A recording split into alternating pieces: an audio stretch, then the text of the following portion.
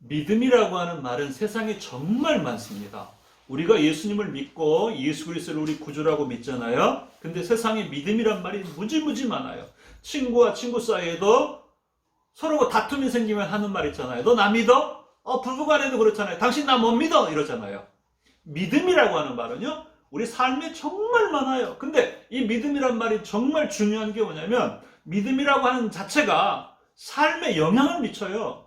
삶의 목적과 그리고 배경과 가치와 태도를 결정하는 아주 결정적인 역할을 하는 게 이 믿음이에요.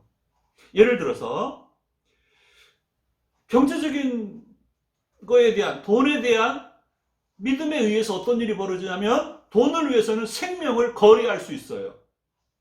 이게 믿음이에요. 돈에 대한 믿음의 가치에 따라서 바뀌는 거예요. 어떤 믿음을 가지냐에 따라서. 종교적인 믿음 때문에 사람을 죽여요. 가족을 죽여요. 그리고 그 공동체가 그럴 수 있다고 그래요. 그래도 된다고 그래요. 그 나라 민족 전체가 그래도 된대요. 참수를 해도 괜찮다고 그래요. 그러니까 종교적인 이 믿음 때문에 다양한 형태의 삶의 배경과 가치관들이 만들어져요. 또 도덕적 가치는 어때요? 성적인 문제, 동성애 문제, 이런 거 어떻게 이해합니까? 이거 괜찮다고 난 믿어. 그러면 괜찮은 사회가 돼요. 그 공동체가 돼버려요.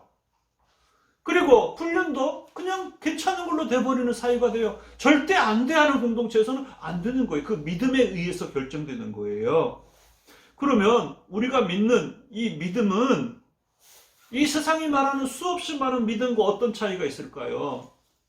국어사전에 보면 신념이란 말과 믿음이란 말이 나오는데 저는 이렇게 구분합니다. 이 세상에 있는 거 신념이에요. 신념. 자기 확신이에요. 자기가 굳게 믿는 믿음이에요. 그런데 새로운 가치가 나타나면 또 바뀌어요.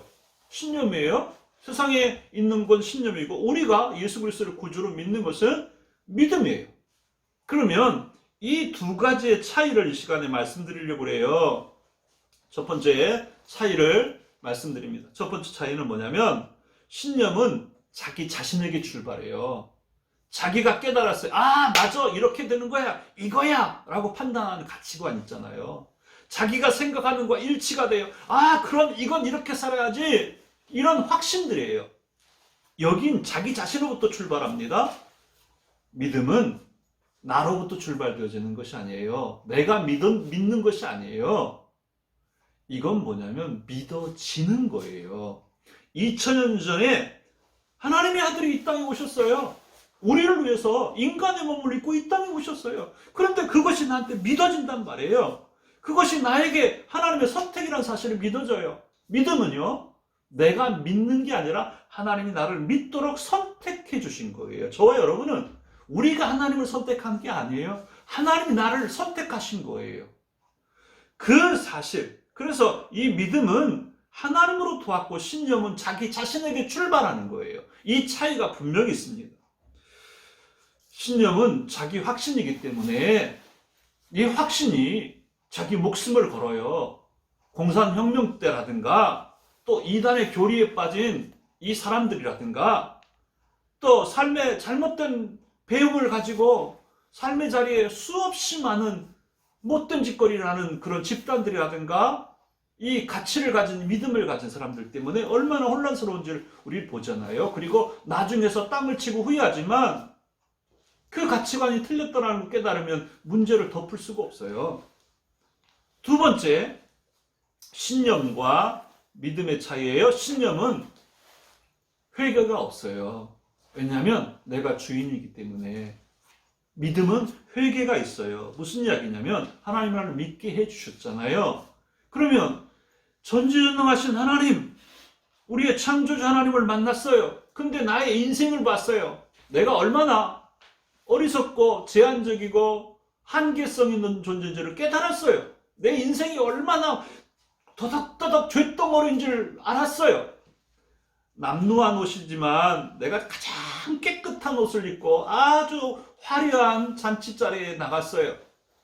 무더위 자리에 초대 자리에 나갔어요. 나가서 보니까 불빛이 환하게 비치는데 나는 제일 좋은 옷 입고 나왔다고 생각했는데 내 옷이 도덕도덕 때가 껴있고 여기저기 남루한 옷을 입었어요. 그러면 어떻게 합니까? 피하고 싶잖아요, 그 자리를. 그리고 그 자리를 떠나고 싶어요. 근데 그런 일들, 하나님 앞에 딱 나와서 내가 잘못 살았구나. 내가 그동안 이런 인생인데 내가 주인인 것처럼 살았구나 하고 탄식을 하고 하나님 앞에 엎드리고 회개하게 돼요. 회개라는 것은 4단계로 이루어져요. 첫 번째가 뭐냐면 인식하는 거예요. 깨닫는 거예요. 하나님, 내가 이것밖에 안 되는 인간인 걸 알았고 하나님이 주인인 걸 내가 알았습니다. 그 다음에 2번째 단계가 탄식하는 거예요. 어찌하면 좋을까라고 땅을 치고 가슴 아파하고 괴로워해요. 3번째가 끊어버리는 거예요. 단절하는 거예요. 다시는 내 중심으로 살지 않겠다라고 다짐하는 거예요. 마지막으로 전환하는 거예요. 유턴하는 거예요. 하나님 방식으로 살아가는 거예요.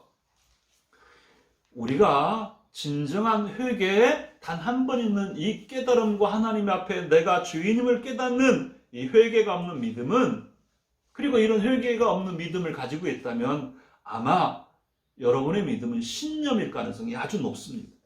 3번째, 신념은 세상의 눈치를 보고 살아요. 왜냐하면 내 가치관이 옳다라는 걸 증명해야 되거든요. 누가 무슨 소리 하는 건 못 들어요. 또 내가 가지고 있는 이 믿음이 옳다라는 걸 날마다 증명해야 되기 때문에 늘 혼란스러워요. 어떻게 하면 내 가치관과 내 이 목적이 올바른 것을 증명해야 되니까 그 틀린 것을 감추기 위해서 막 거짓말도 나오기 시작해요.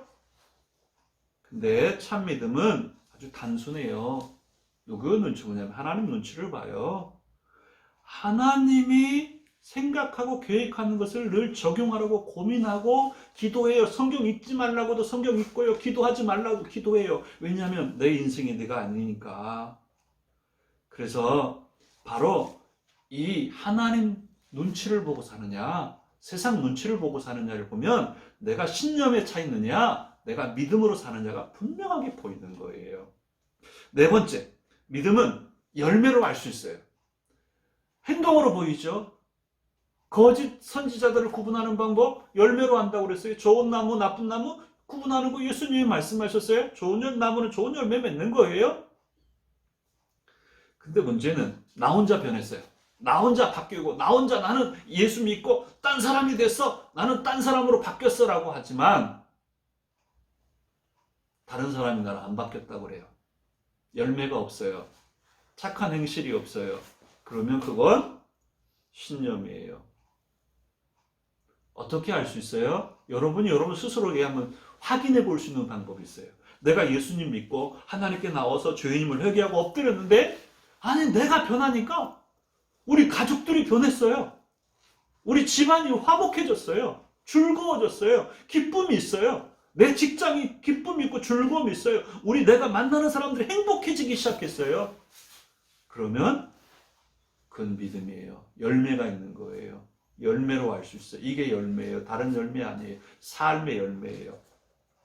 5번째, 마지막. 믿음은 영원한 하나님 나라를 목적으로 살아요. 신념은요, 이 땅의 목적을 두고 살아요. 땅에 있는 것이 목적이에요. 진정한 믿음은 하나님 나라, 영원한 아버지의 집, 우리가 거할 곳, 예수님이 준비한 그 집을 사모하고 살아가요. 이 땅은 나그네 땅이거든요. 나그네거든요. 닭장 안에 갇힌 독수리처럼 우리는 독수리같이 하늘을 지배하는 그리스도인들이란 말이에요. 근데 이 하늘을 지배하는 그리스도인들이 닭장 안에 갇혀서 날카로운 이 발톱과 부리를 그냥 땅 파고 지내면서 먹이 안정감에 살면서 덩치 큰 닭처럼 살아가는 거 하나님은 원치 않아요. 이 세상의 삶을 지배하는 양식이 바로 이 믿음에 있습니다. 우리를 지배하는 것은 진정한 믿음이에요. 이 5가지로 구분해보고 예수 그리스도와 함께 이 땅을 통치하는 권세자로 살아가기를 간절히 소원합니다.